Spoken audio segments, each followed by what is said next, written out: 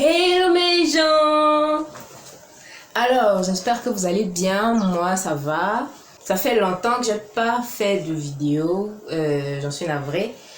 Mais je suis là, de retour, et je vais continuer à faire des vidéos. En fait, il y a des choses assez nouvelles que je vais faire sur la chaîne. Déjà, on a un nouveau décor que je trouve pas mal. Et j'ai fait des playlists qui vont vous aider à vous repérer dans les vidéos que je publie de temps en temps. Alors aujourd'hui, on est dans la rubrique Talk to Talk. C'est une rubrique que j'ai décidé de créer pour pouvoir parler de plein de choses. Sur cette rubrique, je vais faire surtout avec votre intervention des vidéos FAQ, c'est-à-dire que je vais répondre à vos questions et vos préoccupations dans ces vidéos-là. Et aussi, on va parler de certains thèmes qui me tiennent à cœur ou qui m'ont intrigué. Et on va faire, je vais vous donner mon avis personnel. On va faire une sorte de débat, mais en vrai, je vais plutôt parler seule. Donc, ici, on traitera de sujets assez sensibles. Donc, il faudra être vraiment ouvert d'esprit, assez ouvert d'esprit pour comprendre, et vous pourrez toujours me répondre en commentaire, me donner vos avis et partager votre façon de voir et de votre façon de penser par rapport au sujet qu'on traitera ici.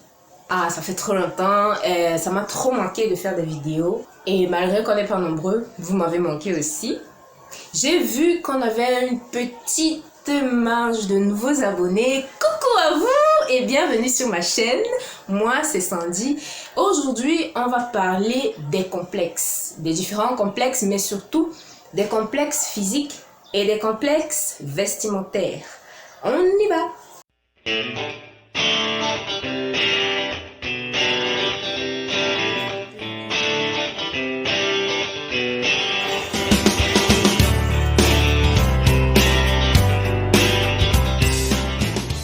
Je voulais faire cette vidéo sans avoir de notes, sans rien noter, mais je peux pas. Si je fais ça, je vais m'embrouiller dans mes pensées et puis je vais quitter d'un sujet à l'autre ou d'une pensée à l'autre et ça va m'embrouiller et vous embrouiller. Donc, j'ai fait des notes. C'est quelques lignes. On va commencer par les complexes physiques. Déjà, on va savoir c'est quoi les différentes sortes de complexes. De temps en temps, je vais baisser les yeux parce que je vais lire. Alors, il existe différents types de complexes. Les complexes physiques, psychiques, psychologiques, vestimentaires et plein d'autres encore. Il y en a tellement de complexes. Complexer sur un ou plusieurs défauts imaginaires ou réels est fréquent. Une personne complexe, lorsqu'elle est focalisée sur certains de ses défauts réels ou imaginaires, mais cela entraîne chez elle un sentiment de mal-être réel et un sentiment d'infériorité. Alors oui, une personne complexée peut avoir des complexes physiques vis-à-vis d'elle-même, mais aussi vis-à-vis des autres personnes. Vous allez voir la plupart du temps des gens commenter par exemple votre poids. Une personne complexée a donc une vision déformée d'elle-même et parfois des autres. Si dans votre entourage, vous connaissez une ou plusieurs personnes complexées et que vous comptez lui dire que tout se passe dans sa tête, c'est la pire des choses à faire parce que ça s'amplifie et cette personne va essayer de vous prouver en fait que tout est réel et ça va en fait aggraver son mal-être. Vous avez compris, les personnes complexées se comparent beaucoup. Et parfois, ça entraîne à ce que des proches deviennent des ennemis. Les complexes peuvent être n'importe quoi. Une personne peut se sentir complexée par la forme de son visage, son poids, la grosseur de sa poitrine ou de ses fesses, et plein d'autres. Il existe toutes sortes de complexes physiques et il y a des gens qui sont même complexés par la forme de leur nombril. Les complexes ont des origines. L'origine principale des complexes, c'est pendant l'enfance. Et puis avec le temps, lorsqu'on passe à l'âge d'adolescent et puis de jeune adulte, et puis il y a la crise de la trentaine chez la femme, la crise de la quarantaine chez l'homme, et ça s'amplifie avec l'âge. Parfois même, certains complexes apparaissent après qu'on ait vécu des événements qui nous ont bouleversés, qui nous ont touchés. Par exemple, on peut développer des complexes physiques après avoir eu un accident où on s'est retrouvé amputé ou brûlé, ou après avoir perdu un travail où on pensait qu'on était super et du jour au lendemain tout s'écroule. Parfois même après une rupture, on pourra se sentir inférieur aux autres ou par rapport à la personne avec qui on était. Mais parmi toute cette période, l'enfance reste le moment où les complexes apparaissent vraiment et de façon amplifiée. Pourquoi? Il faut savoir que pendant l'enfance, les figures parentales posent les premières pierres de la vie d'un enfant. En cela, ils sont responsables de la construction dans son ensemble de leur enfant. Si, pendant son enfance, l'individu ressent le fait d'être rejeté par ses parents, si il reçoit des injures, des coups, s'il se fait rabaisser sans vraiment qu'il n'y ait de raison, ou alors qu'on ne lui explique pas, par exemple, il a fait une bêtise et on le punit pour cette bêtise, cet enfant va rejeter une partie ou plusieurs parts de lui-même. Le plus souvent, les parents prônent un modèle auquel l'enfant ne peut s'identifier parce que il est lui, il n'est pas le modèle, il n'est pas ce que ses parents veulent qu'il soit. Je prends un exemple assez banal. La plupart du temps, les parents poussent les enfants à être premiers de la classe. On sait tous que dans une salle de classe, si ils sont 25 élèves, les 25 élèves ne seront jamais premiers de la classe. Mais ça ne veut pas dire que le dernier, s'il est dernier, c'est parce qu'il est un cancre. Non. Les enfants, c'est comme des éponges. Arrivé donc à un certain âge où l'enfant est assez grand pour affronter certaines épreuves de sa vie, il ne pourra pas gérer certaines situations. Et pour son entourage, il va devenir une sorte d'individu défaillant. Mais en fait, il sera handicapé dans son être. Et puis, il y a de fortes chances aussi pour qu'il manque de personnalité. Ou alors pour qu'il confonde le fait d'avoir une forte personnalité avec le fait d'avoir un mauvais comportement. En entrant dans la vie d'adolescent, si le culte de l'apparence n'est pas l'origine de ces complexes, il y a de fortes chances qu'il s'ajoute aux complexes existants et qu'il contribue à entretenir les complexes qu'il a depuis qu'il est enfant. Une fois adulte, malgré que oui, on a une certaine capacité de réflexion, on peut gérer certaines situations, les complexes vont se renforcer par notre incapacité d'accepter que la perfection n'est pas de ce monde. Chez les hommes, les complexes physiques tels que la calvitie, prendre du poids et avec le poids avoir une sorte de poitrine naissante, et surtout ce qui les fait complexer le plus, la taille de leur...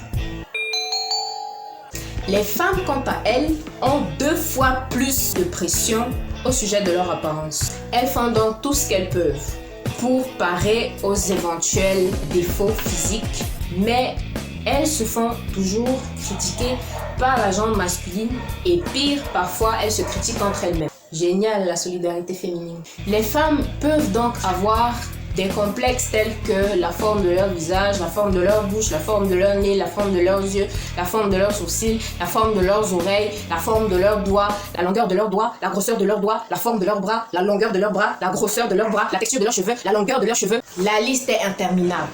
Quoique certains hommes aussi ont ces complexes. Dans l'ère actuelle, l'apparence passe avant tout. Vous savez que je dis vrai. Ainsi, la femme se voit imposer d'avoir une certaine apparence standard, avec ce qu'on appelle vulgairement le teint commercial, le fait qu'elle est obligée de sentir la fraise même quand elle sort d'une séance de sport, elle est parfois obligée de manger peu ou beaucoup trop, dépendant de sa région d'origine. Et comme si tous les complexes qu'on a depuis l'enfance, l'adolescence, jusqu'à l'âge adulte n'étaient pas suffisants, Internet et ses images vient en rajouter une couche. Il y a des images de femmes parfaites auxquelles on pense devoir ressembler, au point de se mutiler pour avoir ces physiques stéréotypés. De plus, la grande pression concernant le physique chez la femme vient de la gente féminine. Parfois, nos propres parents s'y mettent. Et voilà qu'a éclaté la guerre Apuchu versus Skinny. En vieillissant, rien ne s'arrange. Bon, on a un complexe. Qu'est-ce qu'il faut faire? Il faut éviter surtout d'être agressif. Il faut apprendre à se connaître soi-même, à s'aimer, à se donner de l'amour, à s'accepter tel qu'on est. C'est facile à dire, mais c'est tout un processus en fait. Certaines fois, les personnes ayant des complexes agissent de façon incohérente pour certaines personnes. Soit ces personnes sont très agressives, soit ces personnes sont très pacifiques. Et puis le fait de comparer son corps aux autres n'aide en rien. Le fait de comparer son corps aux images que vous voyez sur le net n'aide en rien. Et puis, si vous vous sentez mal à l'aise dans votre corps, apprenez à connaître votre corps. Vous pouvez voir un nutritionniste ou un coach sportif, ou les deux, vous renseigner, trouver la meilleure façon pour vous de vous alimenter, manger sain, buvez beaucoup d'eau, faites du sport, pas forcément un sport que vous n'aimez pas, par exemple courir, tout le monde n'aime pas courir. Donc, vous pouvez pratiquer un sport que vous aimez, qui vous met à l'aise. Maintenant, on passe au complexe vestimentaire. Généralement, les personnes ayant des complexes vestimentaires passent leur temps à comparer leur façon de se vêtir. Souvent, les complexes vestimentaires se manifestent par la façon de critiquer les vêtements des autres. Parfois, certains styles vestimentaires sont assez particuliers et on sait tous que chacun a ses propres goûts vestimentaires. Traiter quelqu'un de coincé, par exemple, parce qu'il a un style de geek, ou traiter quelqu'un de vieux jeu parce qu'il a un style classique.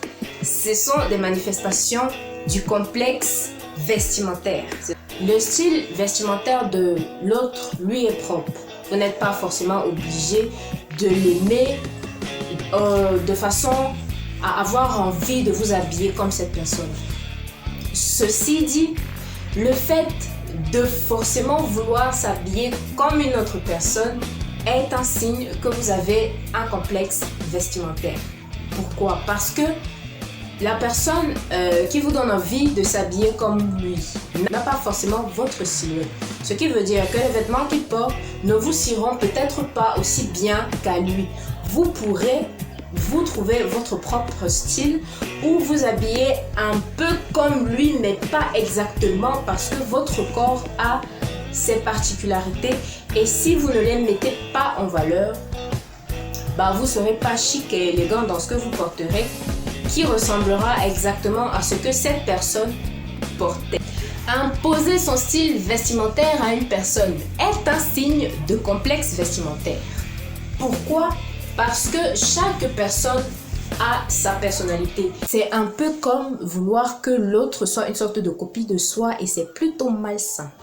Et le fait d'avoir un style ou plusieurs styles vestimentaires propres à soi n'est que l'expression de sa personnalité en fait. C'est comme sa signature ou ses signatures, parce que oui, on peut avoir plusieurs signatures, ça dépend. Vous pouvez essayer par exemple de corriger la façon de se vêtir d'une personne par rapport peut-être au milieu dans lequel cette personne va se rendre. Par exemple, si on se rend à un bureau, les styles classiques, casual ou romantiques, bohème en général sont les styles appropriés pour les bureaux. Chaque physique a un mode d'emploi personnalisé. Essayez plutôt de trouver votre style vestimentaire. Ciblez votre style vestimentaire, agencez les vêtements qui vous mettent en valeur le mieux de façon à être élégant, chic ou peu importe le ton que vous recherchez dans votre vêtement. Trouver son style vestimentaire, c'est possible. D'ailleurs, je vais vous aider avec cette chaîne. C'est toujours possible et ça vous aide à mieux vous connaître. Alors, pourquoi hésiter de vous rencontrer enfin? Alors oui, tout le monde a des problèmes et chacun pense que ses problèmes pèsent toujours plus lourd que les problèmes des autres. C'est peut-être vrai, mais évitez de déverser votre colère ou vos frustrations sur une personne qui vous fait part de ses complexes. Ces personnes ont vraiment besoin d'aide ou du moins d'une oreille qui peut les écouter. Si vous ne pouvez pas les écouter, avouez-leur que c'est au-dessus de vos forces. Il n'y a pas de mal à ne pas pouvoir écouter quelqu'un parce qu'on n'est pas toujours informé et on ne sait pas toujours comment réagir face à certaines situations. C'est votre droit aussi. Sachez aussi que personne n'est à l'abri d'avoir des complexes physiques. Parfois même cette femme, cette jeune fille ou ce petit enfant ou ce jeune homme que vous croisez dans la rue ou à la poste ou je sais pas trop où, qui a cette air super confiant, a des complexes souvent assez profonds et bien réels, et d'une façon ou d'une autre ces complexes le ou la touchent vraiment. Pour les complexes vestimentaires, apprendre à connaître son style vestimentaire ou ses styles vestimentaires, la forme de son corps est un grand pas pour mieux se vêtir. Vous allez dans ce processus apprendre à aimer votre corps, et le fait de vous sentir à l'aise, vraiment à l'aise dans votre corps et dans vos vêtements, vous donneront la confiance en vous. Et puis ça fonctionne aussi un peu comme une thérapie. Les complexes physiques en soi n'ont pas l'air si graves, mais écoutez le taux de mortalité aux informations à cause des modifications physiques que certaines personnes veulent faire à leur corps pour enfin se sentir bien, se sentir beau dans leur corps. Et vous comprendrez que c'est très sérieux. Il est vrai que certaines personnes ayant des complexes physiques et depuis le bas âge ont réussi à avancer dans leur vie malgré tout.